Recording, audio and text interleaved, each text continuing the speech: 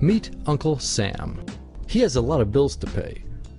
Almost $4 trillion worth every year. Uncle Sam's income is a little over $2 trillion per year. To make up the difference, the deficit, he does what most Americans do. He borrows money.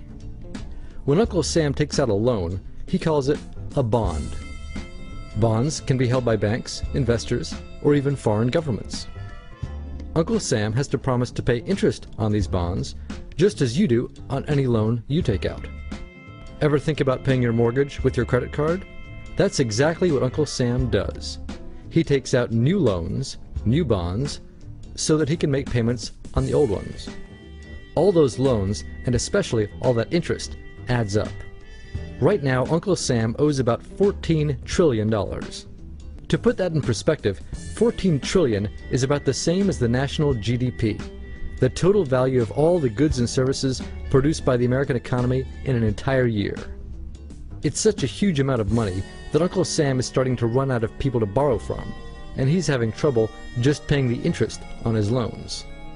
The obvious solution would be to either cut spending or increase taxes. But if he cuts spending, the people that he's spending money on would complain that they don't have money to spend, and that he was hurting the economy. If he tried to raise taxes enough to close this gap, not only would people definitely have less money to spend, he'd probably have riots on his hands. So Uncle Sam chooses the easy way to make money. Just make it.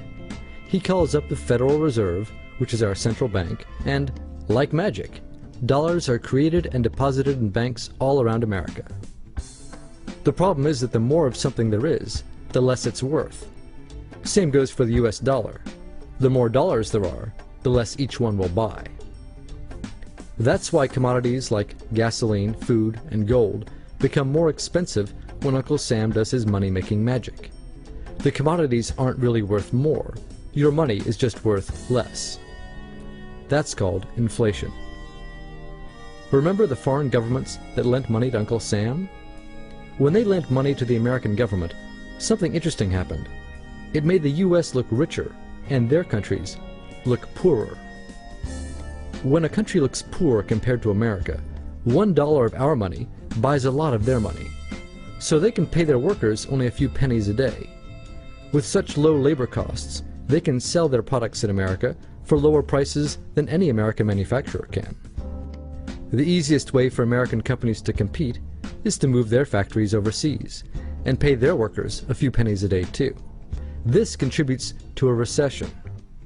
Americans lose their jobs, stop paying taxes, and start collecting government benefits like Medicaid and unemployment. This means that Uncle Sam has even less income and even more expenses. At the same time, the people who still have jobs are desperate to keep them, so they tend to do more work but not to get paid anymore. When your dollars are worth less, and you're not earning more of them, that's called stagflation. And this is why Uncle Sam is in a catch-22. He can't raise taxes or cut spending without making the recession worse.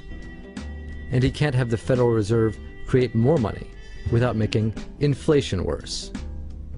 For now, he can keep borrowing money, but since he can't even pay the interest on the loans he already has, it just makes his inevitable bankruptcy even worse.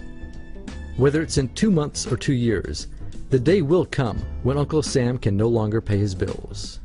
When that happens, the banks, investors, and foreign governments who are counting on that money won't be able to pay their bills. You see, just like Uncle Sam, governments, banks, and corporations don't actually have much money. Mostly, all they have is debt to each other. If one link in the debt chain stops paying, defaults, the whole thing falls apart. If investors can't pay their bills, corporations won't be able to pay their employees. If banks can't pay their bills, you won't be able to take out a loan, use a credit card, or even withdraw your savings.